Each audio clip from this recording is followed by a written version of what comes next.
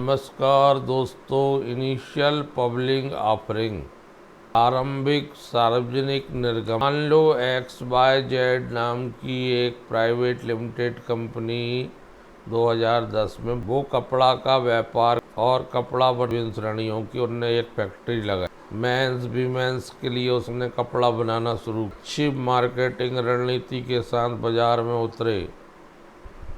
2025 तक market leader बन गई कंपनी। उसके ब्रांड जाने पहचाने हो गए। नाम से उनके टी शर्ट पैंट खरीदने लगे। कंपनी का टर्नओवर 15 साल में बढ़ के 4000 करोड़।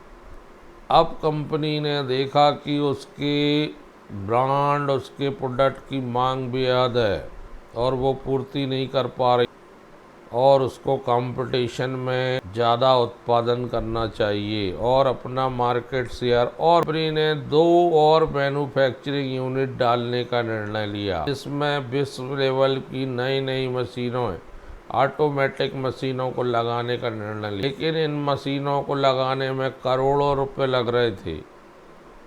यदि कंपनी अपनी वर्तमान प्रॉफिट में से निकाल के देती है तो व्यापार प्रभावित होता है। बैंक से ऋण लेती है तो ब्याज देना पड़ेगा। कंपनी ने निर्णय लिया कि हम अपनी इक्विटी जो बूस्ट स्टेप है जनता की भागीदारी सुनिश्चित करें। IPO लाने का निश्चय अपने बोर्ड बैठक में लिया। सेबी के सामने IPO लाने का प्रस्ताव का आवश्यक डॉक्यूमेंट जमा किए, आवश्यक शर्तों नियमों कानूनों की पूर्ति की और उसे IPO लाने की हरी झंडी मिल गई।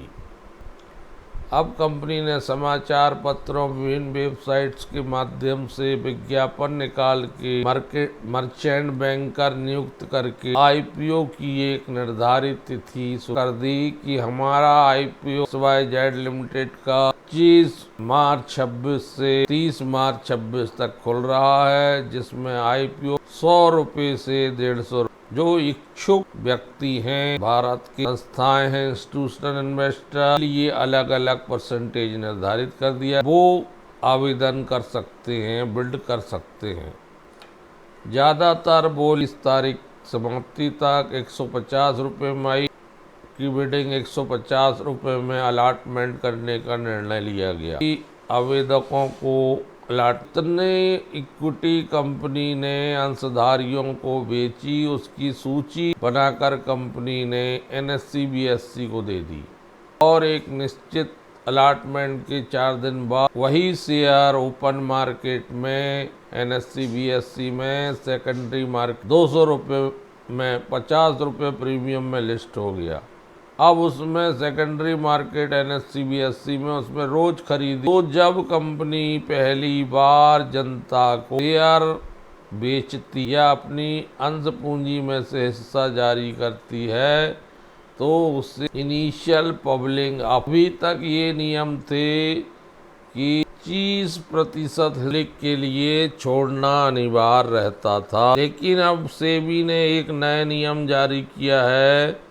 वित्त मंत्रालय के तहत आने वाले department of economics affair DEA ने पिछले शुक्रवार को देश में इनिशियल पब्लिक ऑफरिंग यानी IPO से जुड़े नियमों में बदलाव किया है। सरकार ने सिक्योरिटीज कॉन्ट्रैक्ट रेगुलेशन 1950 में बदलाव करते हुए कंपनियों के लिए मिनिमम पब्लिक शेयर होल्डिंग की लिमिट को 5% से घटाकर 2.5% कर दिया। मार्च को जारी किए गए इस नोटिफिकेशन की रिलायंस जियो प्लेटफॉर्म और नेशनल स्टॉक एक्सचेंज NSE जैसी बड़ी कंपनियों के लिए अपना IPO लाना आसान हो जाएगा। सेबी ने पिछले साल सितंबर में इन बदलावों को मंजूरी दे दी थी, लेकिन सरकार से फाइनल अप्रूवल अब मिला है। कंपनी की वैल्यूएशन के आधार पर तय होगा कि कितना हिस्सा बेचना जरूरी है। नए जो रूल्स आए हैं उनके अनुसार कंपनियों को उनकी लिस्टिंग के बाद की वैल्यू के आधार पर अलग अलग कैटेगरी में विभाजित किया गया है। इसके लिए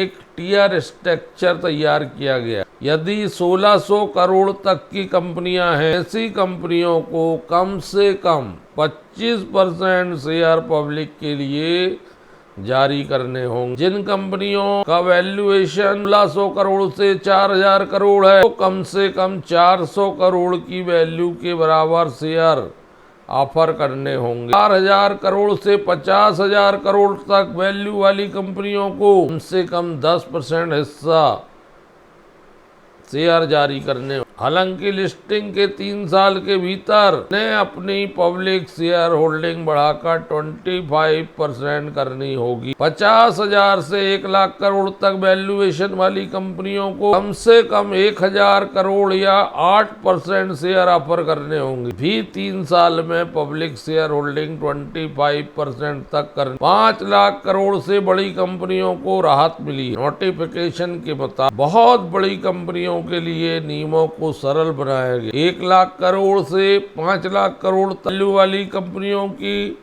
लिस्टिंग के बाद कम से कम 2.75 शेयर करने होंगे। 5 लाख करोड़ से ज्यादा वैल्यू वाली कंपनी अगर है, वह महज 1% हिस्सा बेचकर भी लिस्ट हो सकती है।